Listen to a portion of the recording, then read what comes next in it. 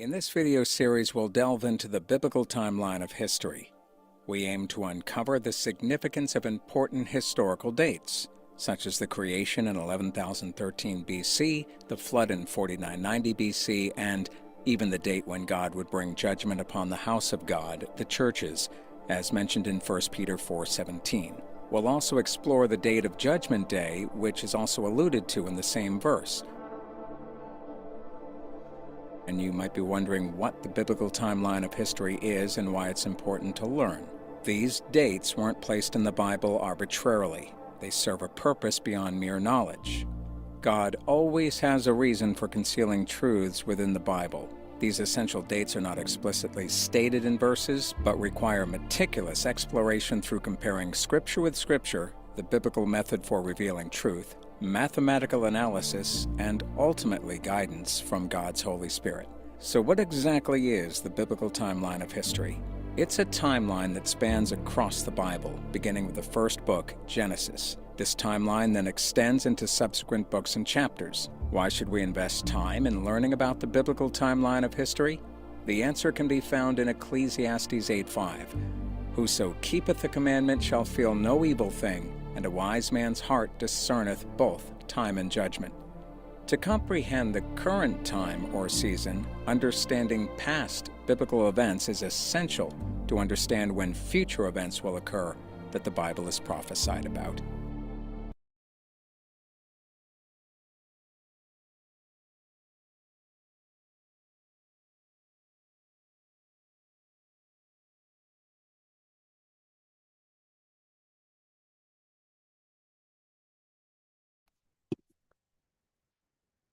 All right, welcome back to another episode of the Biblical Timeline of History.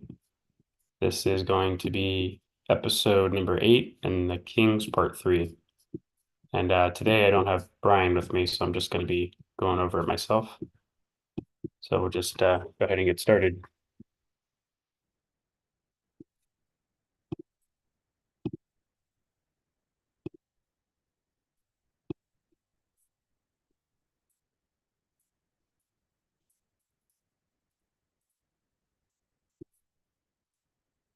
All right, and what you want to first do, you want to find the timeline on our website, is go to ebiblefellowship.org, and you're going to click on you can click on the left side if you're on the desktop, all other pages. You can scroll down, and then you should see biblical timelines right here if you want to follow along. Or you can also type in ebiblefellowship/biblical timeline. And we're just going to try to pick up where we last left off. So we've been going through the Kings. So let me just scroll down the timeline.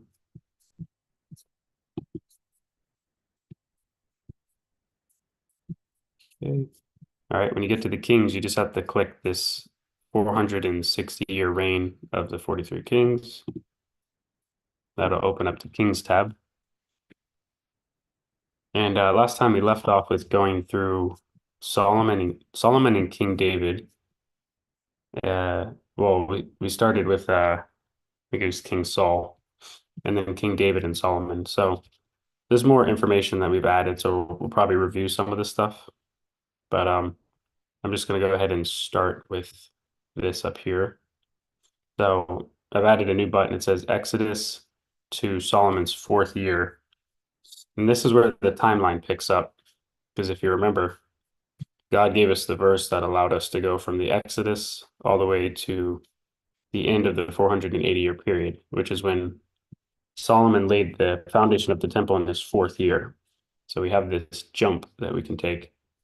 And so to get to the end of this, we have to go from the Exodus all the way to the 480-year period, which is right here. And so you'll see it says the count continues. So you can take this year of 967 BC and just continue on down the timeline from this point on. Now, what we're going to do is you'll see there's a little temple icon. This is just to indicate that this is when Solomon laid the foundation of the temple, and this is in his 4th year, which you'll see the 4 is right here. This is 5th non-session year. if you were to count non-accession. And we'll go ahead and read this tab right here. All right. So if you just click that right here, it'll say the end of the 480-year period. So we've jumped from 480 years from the Exodus in 1447 BC, which is the 9,566 Earth EA, or that stands for Earth's age, if you want to keep track of how old the Earth is at this point, to when Solomon laid the foundation of the temple in his fourth accession year, reigning as king. We did this based off the following verse. 1 Kings 6 verses 1. And it came to pass in the 480th year, after the children of Israel were come out of the land of Egypt, in the fourth year of Solomon's reign over Israel, in the month Ziph, which is the second month, that he began to build the house of Jehovah. So this placed us in the year 967 BC, which is the 10,406 year of Earth's age. So if you look here, 967 BC, and there's the EA year right there. Now that we have this key date, we can count backwards to figure out some other information, such as what year Solomon first reigned. Okay. So the fourth year would have been 967. So the third year would be 968. Second year, 969. First year, 970. And so that places Solomon's first accession year right here at 970.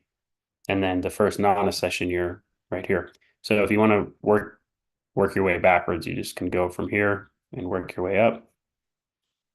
And then, of course, we had to figure out, okay, well, where does David come in with Solomon? How do we line up David on the calendar with King Solomon? So, however, depending on okay, we'll skip that. As we continue to work backwards, we discovered David's 40-year rule, his 4-year co-regency with Solomon, King Saul's 40-year rule as the first king of Israel.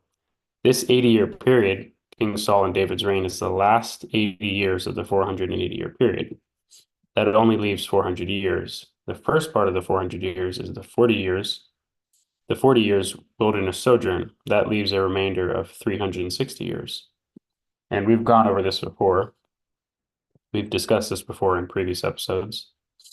The judges period adds up to 471, which we had 111 year extra amount of years. So Mr. Camping had to figure out how to reconcile that. So he discovered if we subtract all the years Israel was oppressed by a heathen power, it adds to 360, which means the 111 years fits into that period of time somehow. So now we can pick up as Solomon's fourth accession year, reign as king, and continue down the timeline. And then if you want to keep track of the math, you'll recall that the last place we left off was when Aaron was 83 years old when he left, when they left Egypt. And then we added the 480 years from the Exodus to when Solomon lays the foundation of the temple.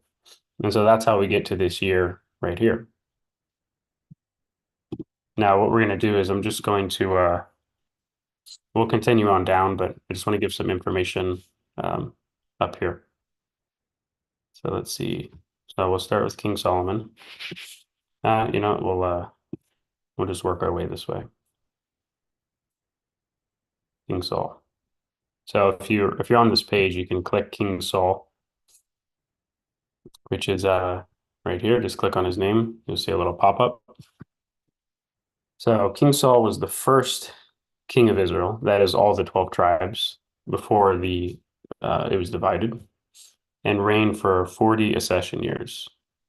Acts 13:21.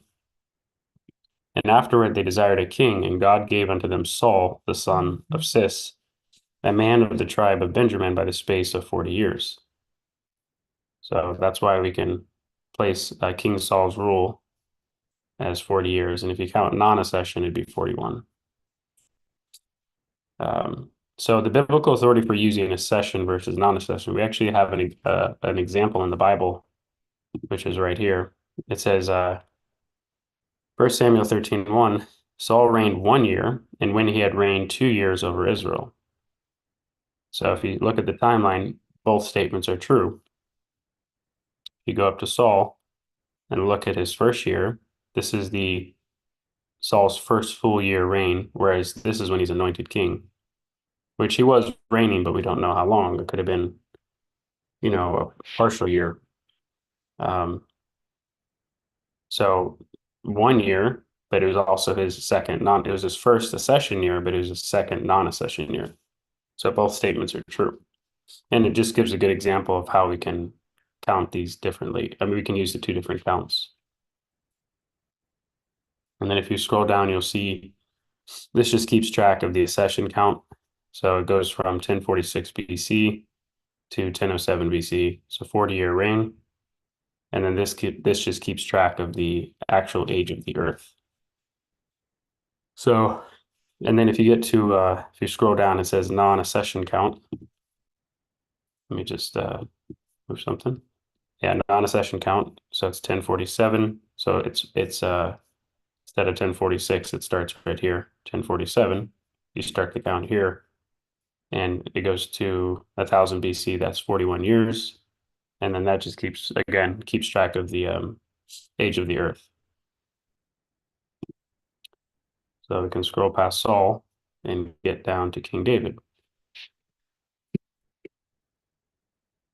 So if you click on King David, he'll pick up the year Saul dies. This is when his reign ends. So this is David's first non-accession year. And you'll notice here it says David's anointed king. So this is the year he's anointed, but we're using the accession count. And so David's first full year reign would start here on this date, which is 1006 BC. And the earth is this old right here. So King David was the second king of Israel. 2 Samuel 5 verses 4, David was 30 years old when he began to reign, and he reigned 40 years. 1 Kings 2:11, and the days that David reigned over Israel were 40 years. 7 years reigned he in Hebron, and 33 years reigned he in Jerusalem. So you'll notice that David reigned first in Judah for the first 7 years, and then in Israel for the last 33 years, as highlighted on his timeline. So you may be wondering why these ones have a lighter purple, and this one's a darker purple, and I actually explained that at the top. If you look over here, if it has a darker purple, that means they were a king of Israel, and a lighter purple, they were king of Judah. And then this purple is a co-regency.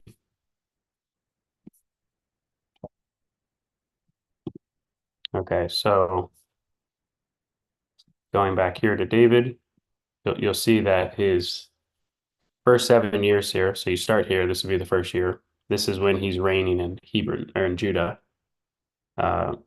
So 1, 2, 3, 4, 5, 6, 7. First 7 years, and then after that, I believe it's just everything, all of Israel. And so from here, you can go all the way down to his 40th year right there.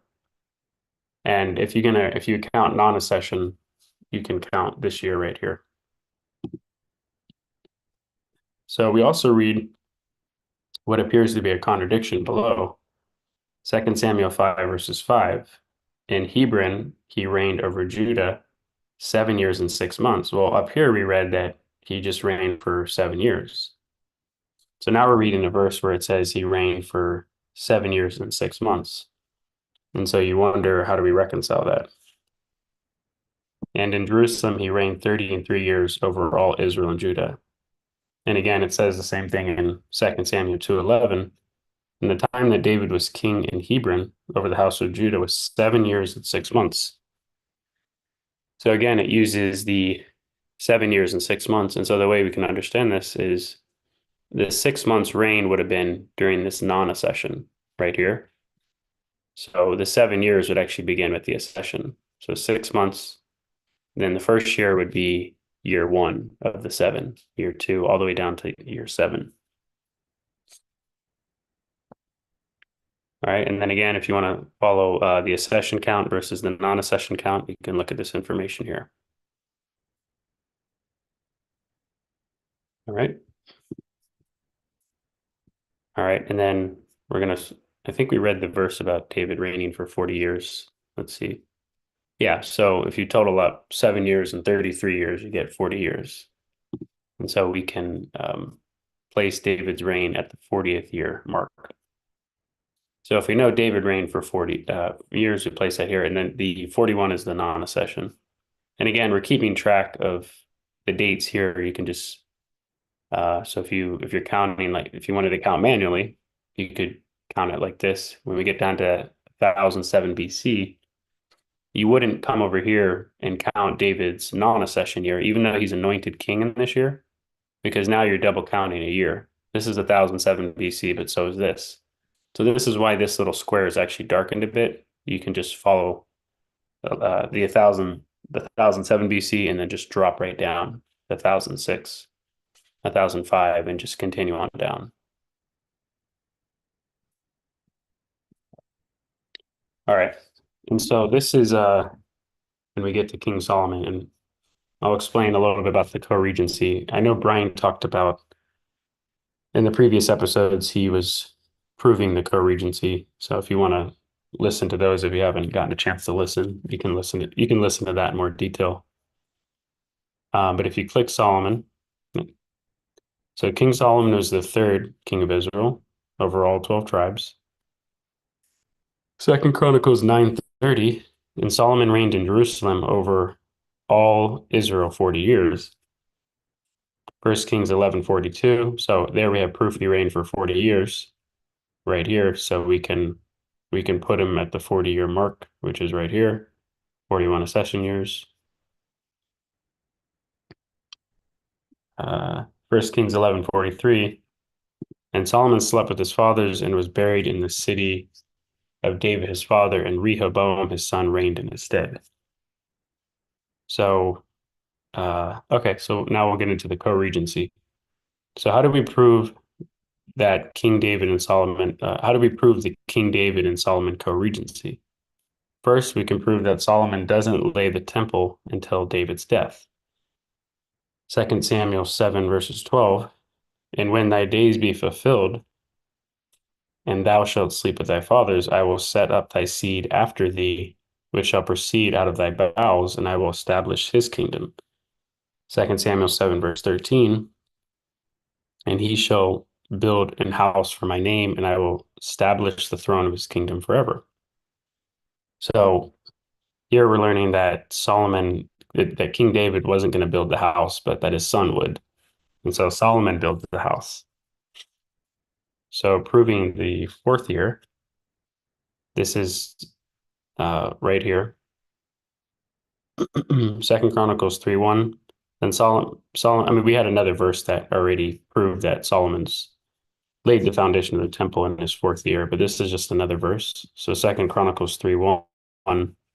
Then Solomon began to build the house of Jehovah at Jerusalem and Mount Moriah, where Jehovah appeared unto David his father, in the place that David had prepared in the threshing floor of Ornan the Jebusite. So that's an interesting bit of information. This is where the temple was laid. The house was laid in the same spot that the plague was stopped when David had sinned against, or when God brought the plague against Israel. Ornan the Jebusite sold David that piece of land, and this is the same location. Second Chronicles 3 verses 2, and he began to build in the second day of the second month in the fourth year of his reign. So again, this is another verse that proves that it was the fourth year of Solomon's reign that he began to build the foundation of the temple, which is right here. So we know Solomon began to lay the foundation of the temple in his fourth year in 967 BC, which means that David died the same year, because once David died, then Solomon would begin to build the temple. We could then place David's 40th year of his reign being simultaneous with Solomon's fourth year. So here's his fourth year. This is David's 40th year. So we can place him right here and then start to backtrack 4 years to figure out when the co-regency began. So 40, 39, 38, 37. So if this is This is Solomon's fourth year, third year, second year, first year. So the first year that Solomon was first full year, then that was David's 37th. And then you can kind of just continue to count backwards.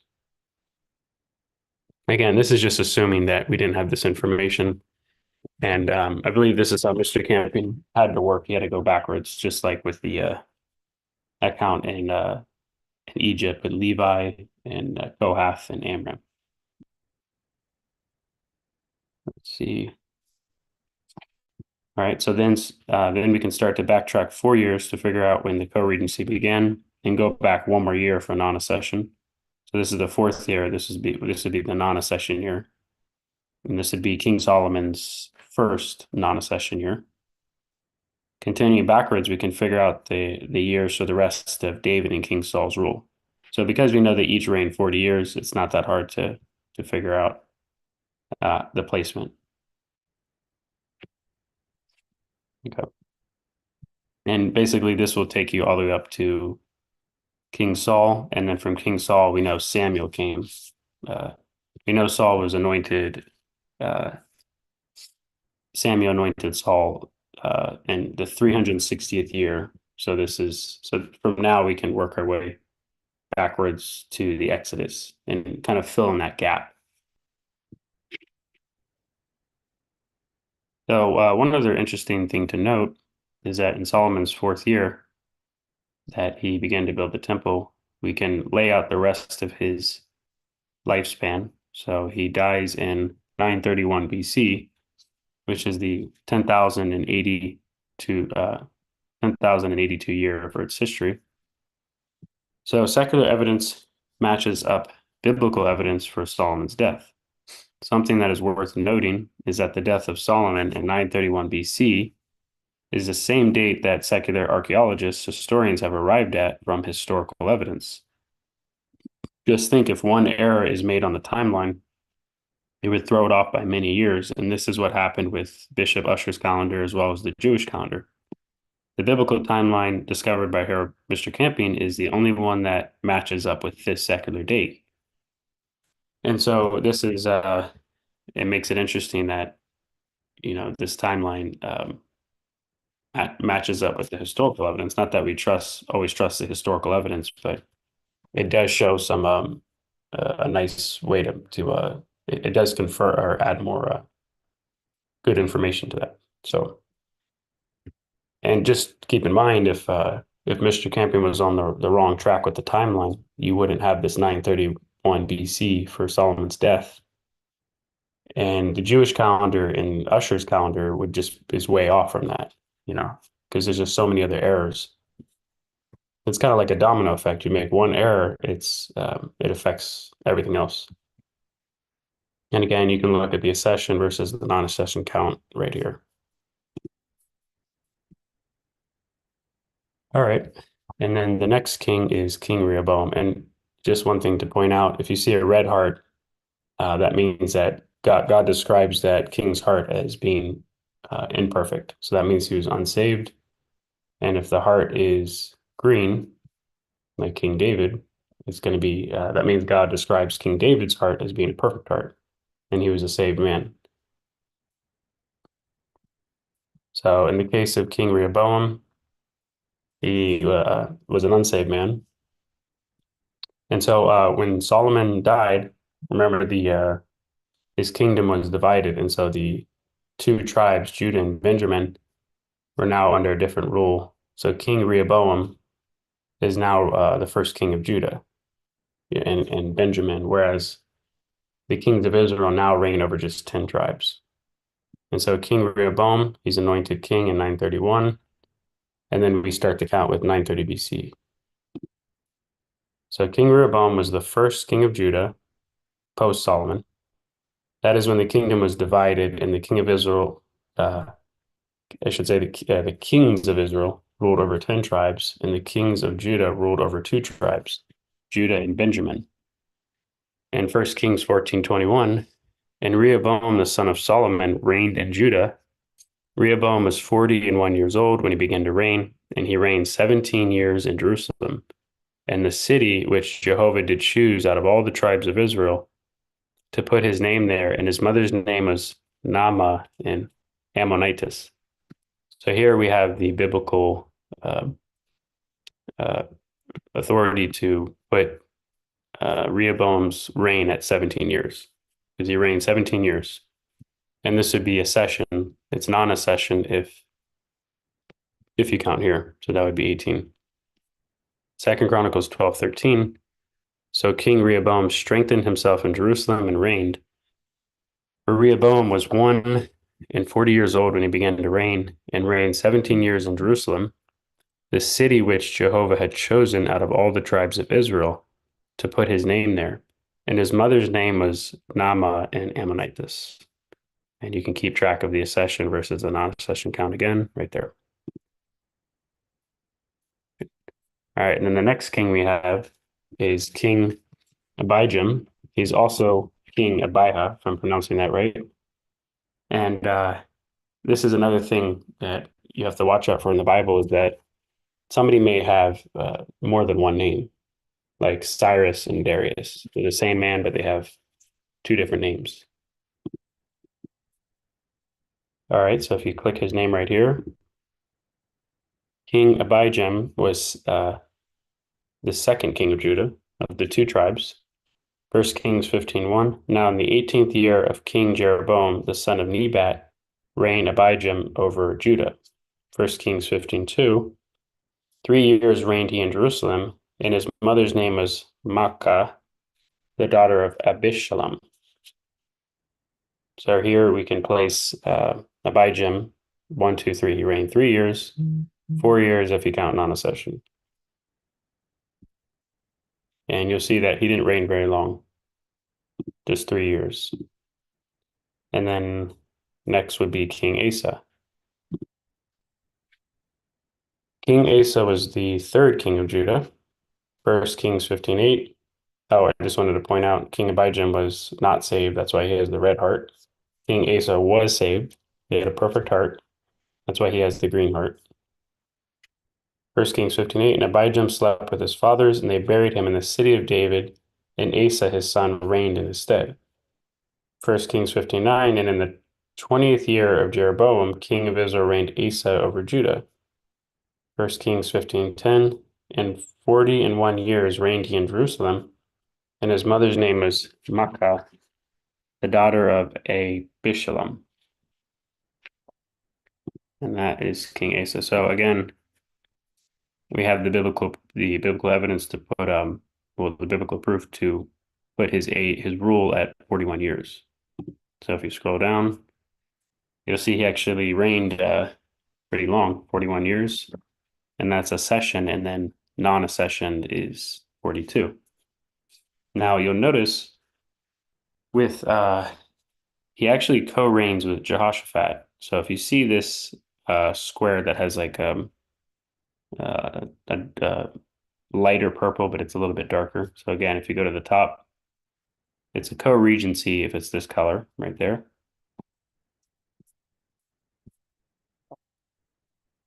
So again, we have another co-regency. I think the first one was King David and King Solomon. So this would be the next one. It's just for 1 year right here. So this is Asa's, King Asa's 40th year. And then this is when Jehoshaphat would have been anointed king. But we don't start Jehoshaphat's count as king until right here. So there's 1 year of co-regency. So again, if you want to count, you just go down like this. Then when you get to 871, you don't continue to count this way because it just dead ends, right? So you go 871, and then you don't count this because this is 871 repeated again, right? So you go 871, and then you go 870, 869, 868, so on and so forth. So again, we're just counting a session, 38, 39, 40, but we stop here, right? Because it's a co-regency, no need to double count. So again, without understanding the co-regency or even the non-accession, you can be off by 1 or 2 years, right? All right, so we continue on down. Let's click Jehoshaphat. Don't think we read him yet. King Jehoshaphat was the fourth king of Judah. 1 Kings 22:42. Jehoshaphat was 30 and 5 years old when he began to reign, and he reigned 20 and 5 years in Jerusalem, and his mother's name was Uzbah, the daughter of Shihai. I think I'm pronouncing that right. So again, we know that Jehoshaphat reigned 20 and 5 years. And so you're going to see the 25 here and the 26 non-accession year. All right. And then finally, we'll get to, and again, Jehoshaphat, he was a good king. So there's only four good kings. So far, we've seen King Asa. If you count David, he would have been a good king. So you have King David, King Asa, but any king starting after Solomon. But even before then, we got King David, King Asa, and King Jehoshaphat. Those three were good kings. All right, and then next we have King Jehoram or Joram. Now, this king, this is where it gets a little bit confusing because King Jehoram or Joram, there's actually two in the Bible. And what's interesting is a lot of things match up, like they rule for the same amount of time. They have the same exact name, same Strong's numbers. But there's a slight minor difference that makes the difference that lets us know that it's a different king. So I'll click that. All right. King Jehoram was the fifth king of Judah. Joram, became co-regent with his father Jehoshaphat. So if you see Judah 4, it just means he's the fourth king. In the year 10,159 EA or 954 BC. So that's right here, 954 BC. He began to co-reign. He reigned 12 accession years until 10,171 EA or 842 BC. That's right here. That's the end of his reign. He is not to be confused with Joram or Jehoram. There's another king with the same name. He was the 10th king of Israel. So this is a king of Judah. Even though they have the same name, it's a different king. And he's the son of Ahab, which was the eighth king of Israel. So we're going to go over the kings of Israel later in a separate parallel timeline. This is just going to the kings of Judah. Even though the first, I did forget to mention, I'll mention it now. The very first three kings are the kings of Israel. So King Saul, King David, and then you have King Solomon. And then the rest are just going to be the kings of Judah on this left side. Later, we'll go into the kings of Israel. The kings of Israel, their timeline actually is cut short. So we really have to go through the kings of Judah to get a better. I'll just go ahead and show you something here.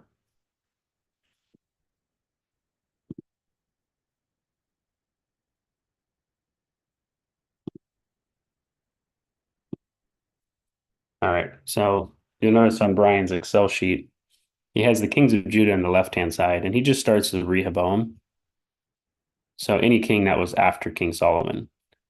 And this is how it's laid out. And I believe he just copied off however Mr. Campion had laid it out in his book, The Perfect Harmony of the Hebrew Kings. And then you have the Israel kings, they're here. Now, if you scroll down, you'll notice that the kings of Israel eventually are cut short right here. This is in the year 709 BC. So there's nothing after that. So, which means that the lines of the king of Judah is more complete. So we can continue on down this line on the left, and that will get us all the way to 587 BC. So this is why for now we're just going to go through the kings of Judah, and then we'll eventually work our way through the other kings of Israel, even though the first three kings are technically kings of Israel, with the exception of King David, because he did rule in Judah for the first 7 years. That's why these squares are this purple, and then the rest he reigned in Israel. All right, so back to King Joram. All right, he is not to be confused with Joram. I think we read that, so we'll skip that. Let's see. Yeah, so we explained that Joram, the king of Israel, began to reign 1 year after Jehoram, Judah. Okay, Second Chronicles 2, 1 through 5. Now Jehoshaphat slept with his fathers and was buried with his fathers in the city of David, and Jehoram his son reigned in his stead. Jehoram, so verse 5, Jehoram was 32 years old when he began to reign, and he reigned 8 years in Jerusalem. Jehoram, which is the Judah Jehoram, we can call him. He's the fifth king. Became major king in 10,164 EA or 849 BC. Uh, he reigned nine. Actually, I think there's a mistake here. Oops, give me 1 second.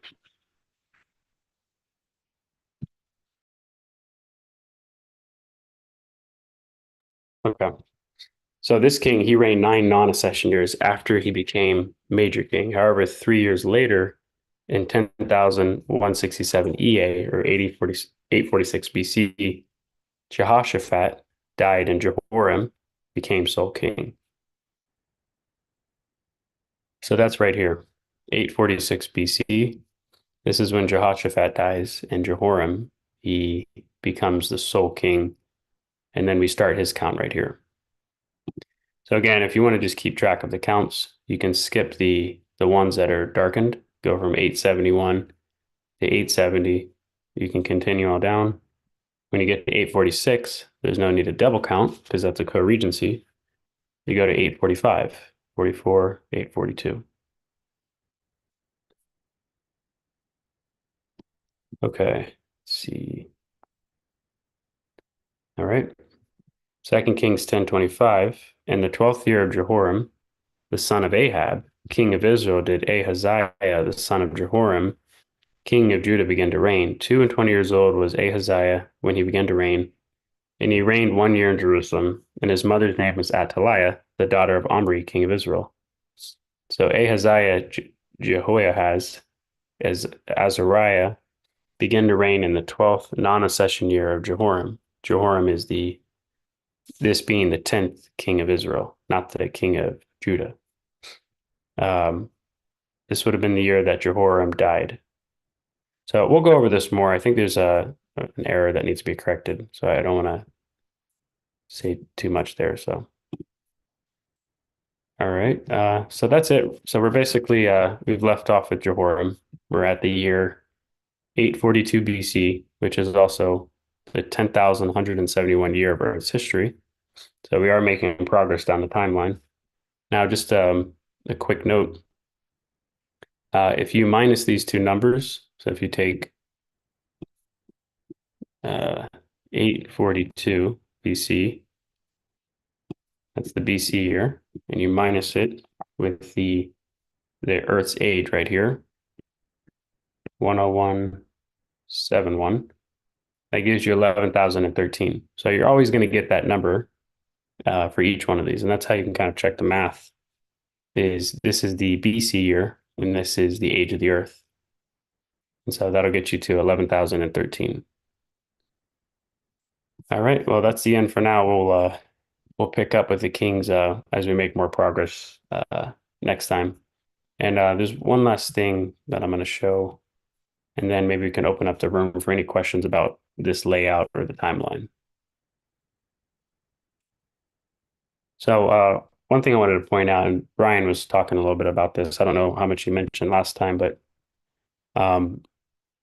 he mentioned about the accession rules being stackable versus the non-accession being non-stackable. And what this means is that if you click this button, for example, you'll see that the non-accession, it runs into each other because you have an overlap right there. Whereas the accession, you can just count like straight down. So that's what he means by stackable, is that you can put these on top of each other and they stack up kind of like Legos, right? For example. And so this is why, when we count this way, if you were to count here, this is the 40th one non-accession year of King Solomon, sorry, of King Saul. And then go over here, you're running into the first year of King David. So you're double counting right there, right? Whereas over here with the accession, you got 40, and then you can come down here. It's the very next layer right there. And so that's what makes it stackable. So it's easy to count that way. Whereas the non-accession, it's not stackable like that. But it does make for more accuracy because this was the actual year David was anointed, but we don't start the count until this year. This is his full year. All right. Well, if anyone has any questions, we can open up the room for a few questions about the timeline. And if not, then I know we're a little bit early, but we'll probably just go into the next segment of Bible reading. So,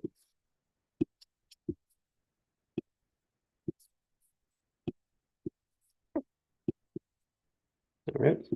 All right. I've got a question for Miriam.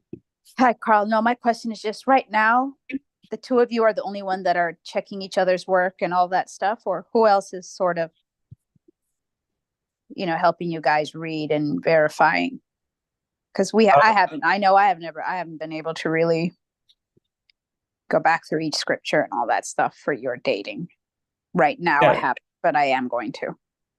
Yeah, not too, I don't know if I'm hoping people are checking it. That way they're not just taking our word for it. I mean, a lot of this stuff is being copied from Mr. Camping's books. That's this Excel sheet. Brian used this to copy a lot of data.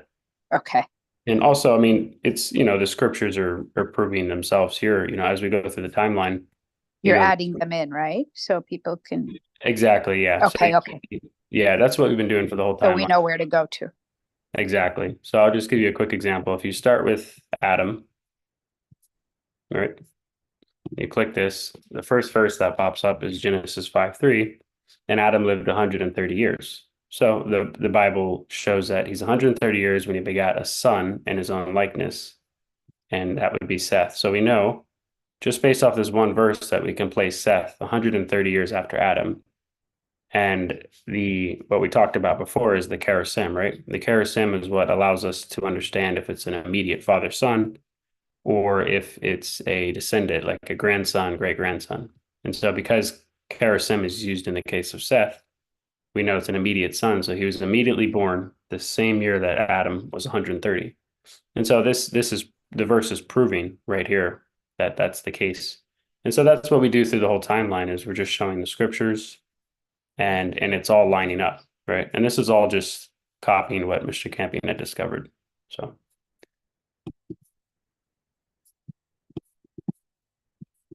All right. If anyone else has any questions, okay. Got a question from Gary.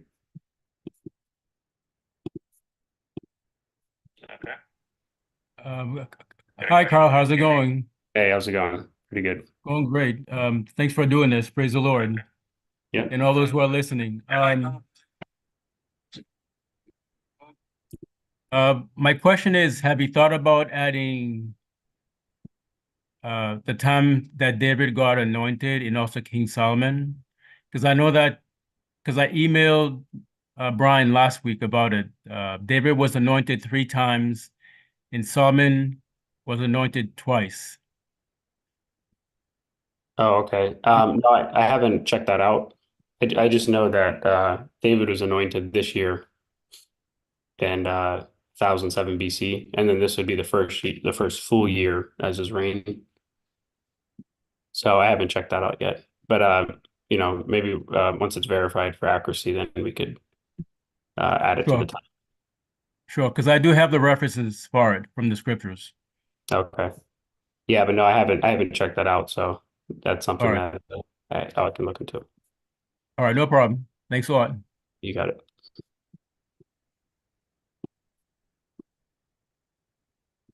All right. If there's no other questions, we'll probably just cut the program a little short. I know it didn't run as long as normal. So let me see if Guy's available, and then we'll do the Bible reading. And I'll just mention one last time, if anyone's new to the series or hasn't been able to check out the website, the timeline, you can just go to the website, thebiblefellowship.org. If you scroll to the bottom, you're going to see biblical timelines. So again, I think it's good that it's nice to watch these videos to learn about this information, but really, I think it's good that each person takes the time to check it out for yourselves. And that's why we have this page. It's all laid out. You can share this with other people, with friends and family. You know, if they ask about the timeline, you have a place to take them. So, and I would definitely encourage people just to go through and verify that these numbers are accurate. You know, we have all the numbers are laid out here. So if anyone finds any error, then that helps us because then we can make correction. But yeah, so I hope people are checking it out. Have another question, Carl? Yeah. I'm sorry, I don't Um, think I was screen sharing. Did you see my screen?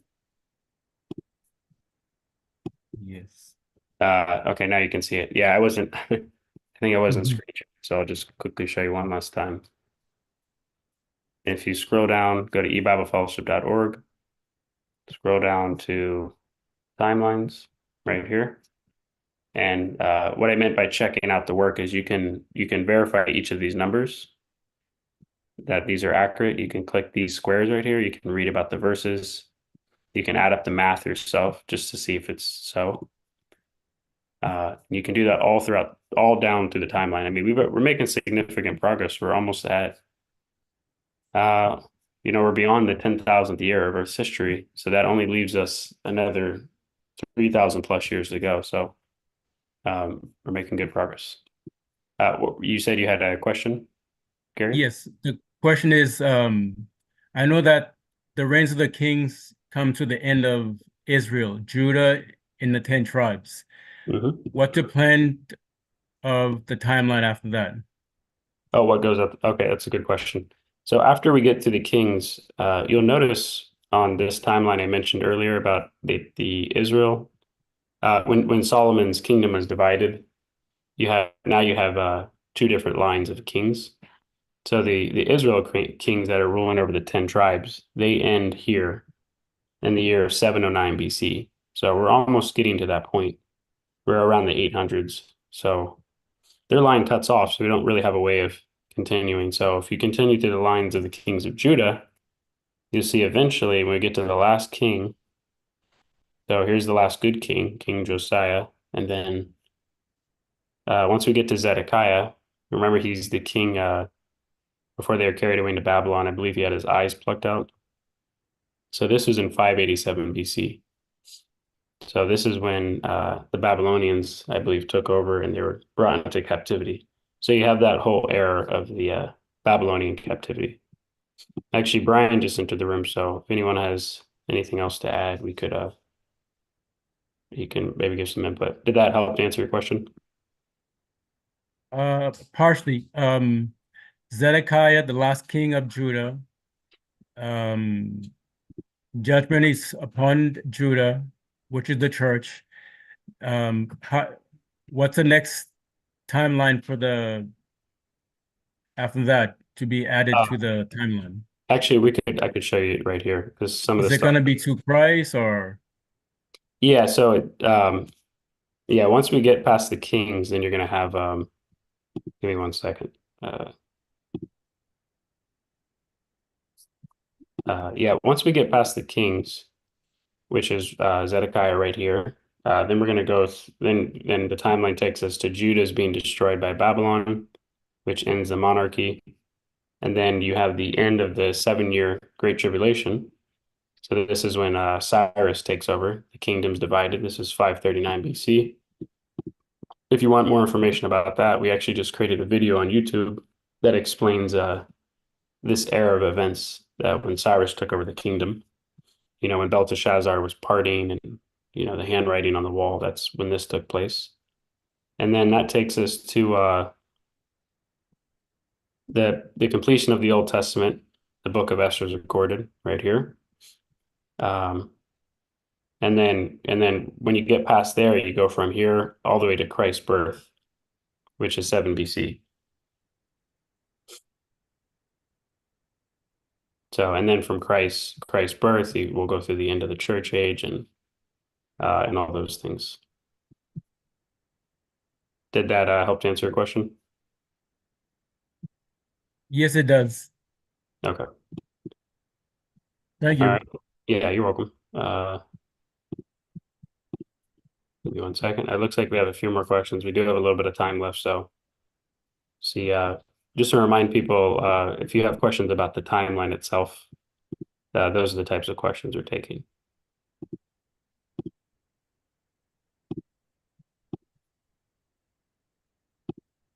Oh, great. Thanks for doing this. Praise the Lord. Yeah. And all those who are listening. Babylonian captivity. All right, Brian. Yeah, you should be able to unmute yourself. Hi. Okay. All right. We'll just take these last few questions. We got about 6 minutes left. Louisa, you can go ahead. Yes, Carl, when you mentioned the last 709 BC, that where it cuts off. Mm-hmm. Yeah. Yeah, the whole time while you were showing the graph, I was checking my charts that I did soon after May 21, 2011. Mm-hmm. But mine's not as detailed as yours. So when you said 709, I looked at my chart. It says Hoshea, King Hoshea of Israel, 718 to 709.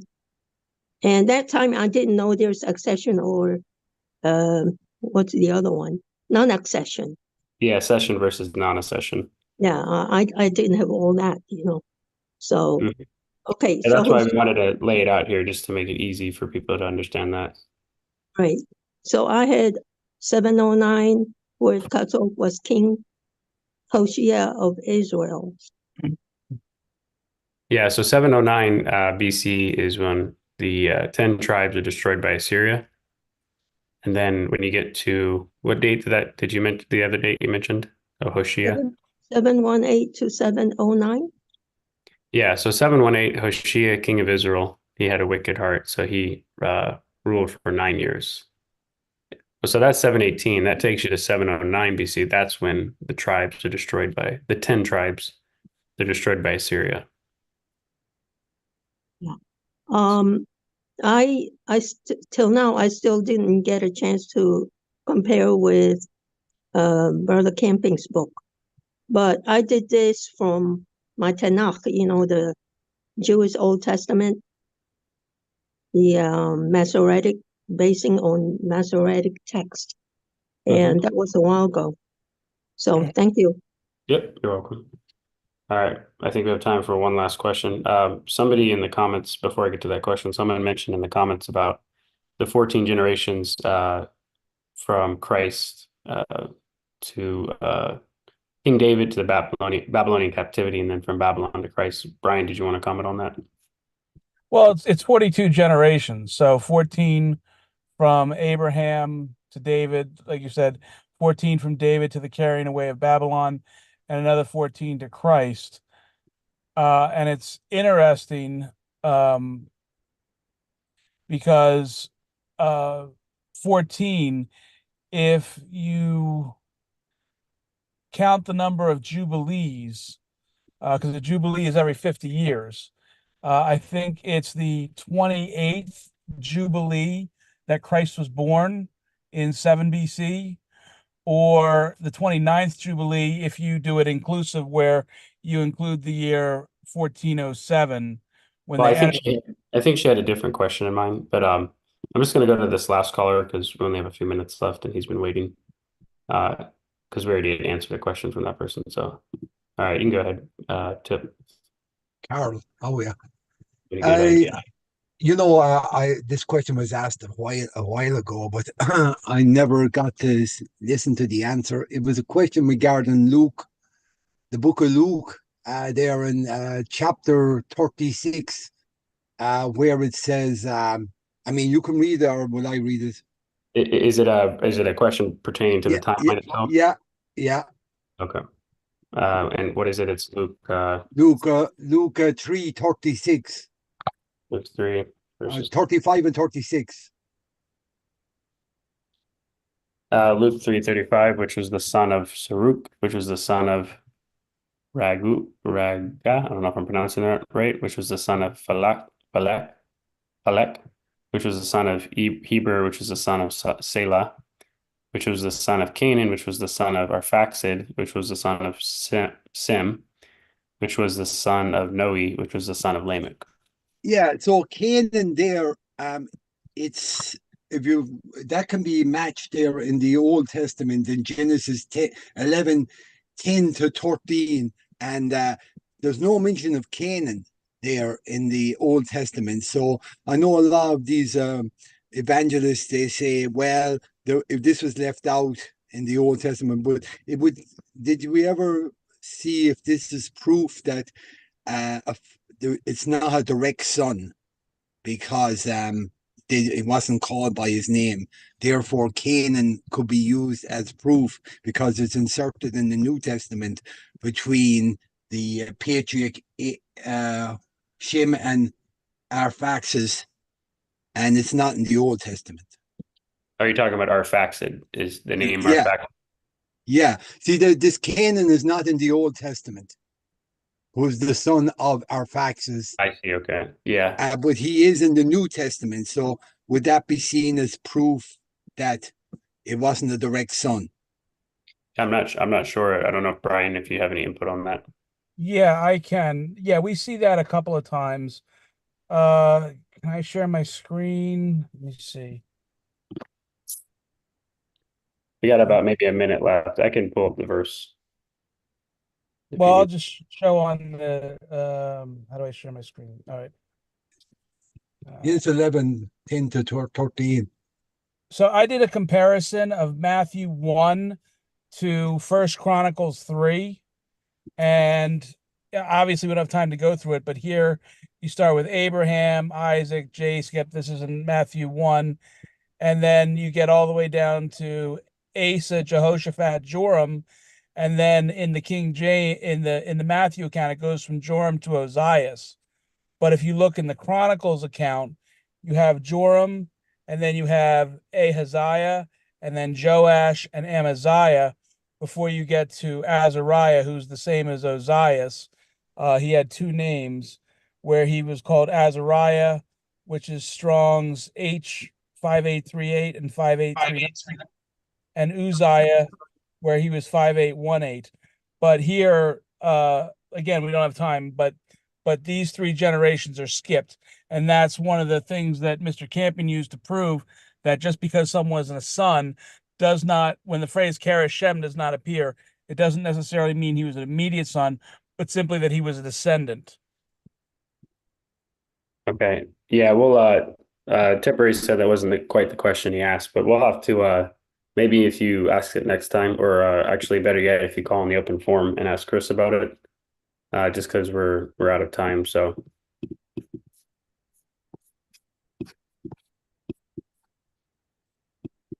All right. Well, thanks again, everyone, for joining, and we'll go ahead and start the next program in about a minute.